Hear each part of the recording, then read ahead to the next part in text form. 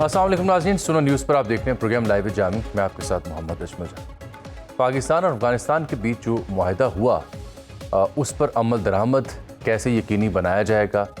آج کی تازہ خبر یہ ہے کہ اگر بدامنی نہ ہوئی، جھڑپ نہ ہوئی تو غلام علی ہو، گورڈا ہو، چمن ہو یا دیگر مقامات جہاں پہ تجارت رکی پڑی ہے بارڈر پر، وہ کھل سکتے ہیں. 8-9 روز ہو چکے ہیں.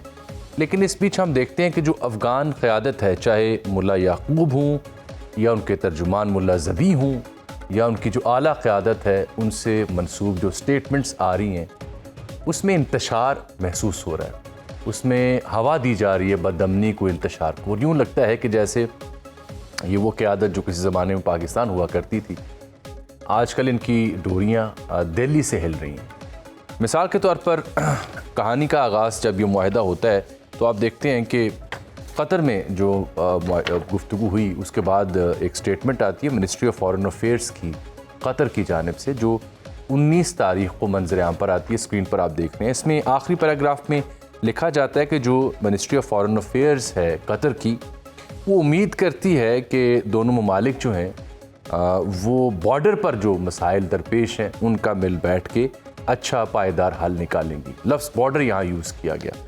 لیکن جو پھر ان کی دفتر خارجہ کی پریس ریلیز تھی اسٹیٹ آف قطر کی جانب سے، اس میں ایسی باقی پریس ریلیز تو 99.9% سیم رہتی ہے، لیکن آخری پیراگراف میں یہ تبدیلی کی جاتی ہے. لفظ جو بارڈر ہے اسے نکال کے صرف یہ لکھا جاتا ہے بٹوین دی ٹو برادرلی کنٹریز، اور امید ہے کہ یہ پرامن طریقے سے اپنے مسائل کو حل کریں گے. اب یہ لفظ بارڈر کیوں نکالا گیا؟ اس کے اوپر جو ملا یعقوب ہیں وہ ڈیورنڈ لائن کو ایک خیالی جو سرحد ہے کیوں قرار دیتے ہیں؟ پھر الجزیرہ کے پاس بیٹھ کے وہ یہ گفتگو کرتے ہیں کہ یہ تمام ایکوزیشنز بیس لیس ہیں، جس میں کہا جا رہا ہے کہ ہماری سرزمین پاکستان کے خلاف استعمال ہو. تو معاہدہ تو ہم نے کر لیا، لیکن ان کی قیادت کے جو متنازع بیانات ہیں، جو شرپسندی کے برابر اور بیانات ہیں، اور جو معاہدے میں لفظ بارڈر نکالا گیا، اس سے مراد کیا ہوگی؟ بالخصوص میں یہ بھی جائزہ لوں گا کہ محمود خان اچکزئی اور دیگر اپوزیشن رہنما اس معاملے پہ کیا گفتگو کر رہے ہیں. تو بات کرنے کے لیے آج ہم نے زحمت دے رکھی ہے پاکستان مسلم لیگ رہنما جناب انجینئر خرم دستگیر خان صاحب کو. پروگرام کے اگلے حصے میں مجھے سابق سیکرٹری خارجہ جوہر سلیم صاحب اور پی ٹی آئی کے سینئر رہنما شیخ وقاص اکرم بھی جوائن کریں گے. آج ہی کے پروگرام میں جو نئے وزیر اعلیٰ ہیں کے پی سہیل خان افریدی، انہوں نے بات چھکے چوکے مارے ہیں، اس کا جائزہ بھی لیں گے. لیکن سب سے پہلے افغانستان. خرم دستگیر صاحب، ابتدائیہ آپ نے میرا سنا، ساتھ میں محمود خان اچکزئی صاحب کا بھی ٹویٹ پڑھ دیتا ہوں کہ آپ افغانستان کے ساتھ جو کر رہے ہیں یہ بند کریں. افغانستان برٹش امپائر، روس اور امریکہ کا قبرستان بنا. خدا را افغانستان کو پاکستان کا قبرستان نہ بتائیں. ہم پاکستان کے تمام ہمسایوں سے شریف انسانوں کی طرح جیو اور جینے دو کی پالیسی کے تحت تعلقات چاہتے ہیں. اچکزئی صاحب کیا فرما رہے ہیں اور کیا کہنا چاہ رہے ہیں؟ پہلے اس پہ آپ کی رائے اور پھر باقی معاملات بات ہوگی. جی، پاکستان میں ایک مختلف لوگوں پر مشتمل گروہ ہے جن کے سیاسی اور کاروباری اور لسانی مفادات افغانستان سے وابستہ ہیں. اور چونکہ ہم نے ہماری ریاست میں 1989 میں جب سوویت یونین نے حملہ کیا اور ایک فیصلہ کیا ہماری ریاست میں، امریکی ہے وہاں پر، کہ ہم جو ہیں وہ افغانستان میں سو کالڈ جہاد تھا سوویت یونین کے خلاف، ہم اس کی سٹیجنگ پوسٹ بنیں گے. اس کے بعد سے پھر وہاں سے آپ کو معلوم ہے کہ 50 لاکھ تک مہاجرین بھی اس ملک میں رہے ہیں جو یہاں موجود تھے، جن کو ہم نے پناہ دی، ان کی نسلیں یہاں جوان ہوئیں. لیکن جو بنیادی معاملے ہیں وہ حل نہیں ہوئے. مثلا ایک بنیادی معاملہ جو ہے جس کی طرف اچکزئی صاحب اشارہ کر رہے ہیں، وہ یہ ہے کہ بلوچستان میں جو پشتون بلوچ کا جو فرق ہے، اس میں پھر جب مہاجرین وہاں آئے تو پشتونوں کی جو پرسنٹیج تھی بلوچستان میں، اس میں اضافہ ہوا. تو لہٰذا جو پرو پشتون گروپ ہیں وہ یہ چاہتے ہیں کہ افغانستان کے ساتھ ہمارا جو ہے وہ بارڈر وہ نرم رہے، یعنی اس پہ کوئی سختی نہ آئے، تاکہ آزادی سے یہ جو پشتون قبائل ہیں وہ ایک طرف سے دوسری طرف جا سکیں. جو بلوچ ہیں وہ ایران میں ہیں، لیکن بلوچ چلیں یہ جو آپ کا نقطہ ہے یہ لسانی یا زبانی اعتبار سے تو سمجھ آتا ہے. آپ نے لفظ استعمال کیا کاروباری.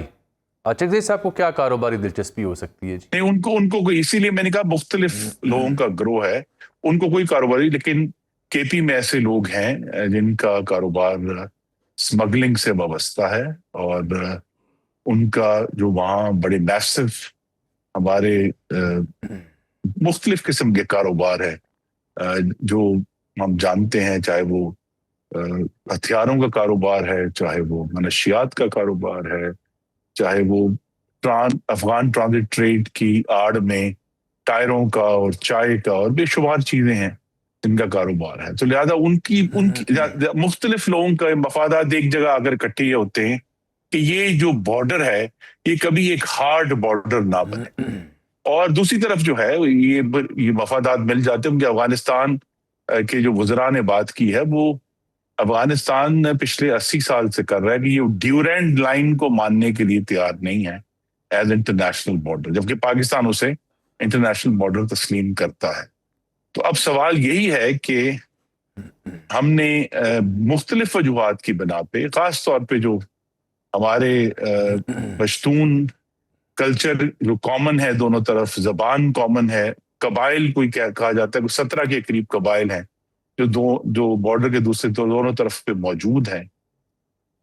اس وجہ سے اور جو تاریخی میں نے پس منظر دیا اس کی وجہ سے یہ بارڈر ہمیشہ جو ہے وہ ایک سافٹ بارڈر رہا ہے. اور لوگوں کا یہ خیال ہے کہ افغانستان کو ہمیں اگر وہاں سے کوئی خرابی بھی ہو تو انہیں ایک بگڑے ہوئے گمراہ بھائی کی طرح ٹریٹ کرنا چاہیے.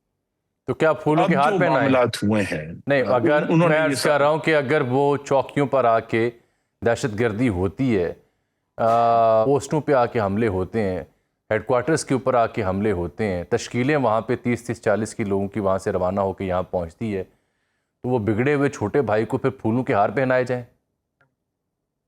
بالکل، آپ نے سمجھے کہ میری جو بات ہے وہ آگے بڑھا دی کہ بالآخر اب آہستہ آہستہ ہماری آنکھوں سے جو ہم نے خود یہ پردے چڑھائے ہوئے تھے کامن کلچر کے، کامن ریلیجن کے، کامن ٹرائبس کے، اب یہ اتر جانے چاہیے. اور ہمیں یہ احساس ہو جانا چاہیے کہ، اور یہ بات میں بڑے ادب سے چکدئی صاحب سے بھی عرض کروں کہ کیا ہم ہر ہفتے اسی طرح اپنے 12 سپاہیوں کی اور افسروں کی کے شہید جسم اٹھاتے رہیں گے؟ خون بہتا رہے گا پاکستانیوں کا کہ یہ نہیں افغانستان تو ہمارا بھائی ہے.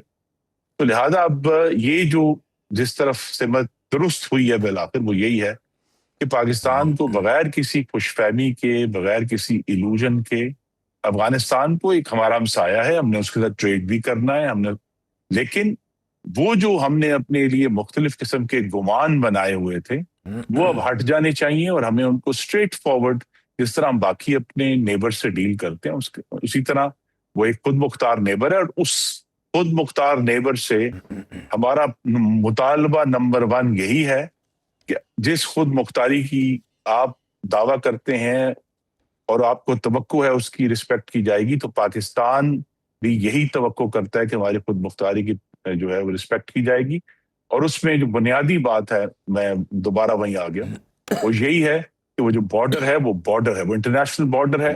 اور وہ چاہے دیکھیں انہوں نے کوشش کی کہ قطر کی جو وزارت خارجہ ہے اس کے اعلامیے میں بھی تبدیلی کرائی، لیکن پاکستان نے آج سے کوئی تقریباً 8 سال پہلے اس پہ بارڈر پورا ایک بارڈ لگانا شروع کی تھی بارڈر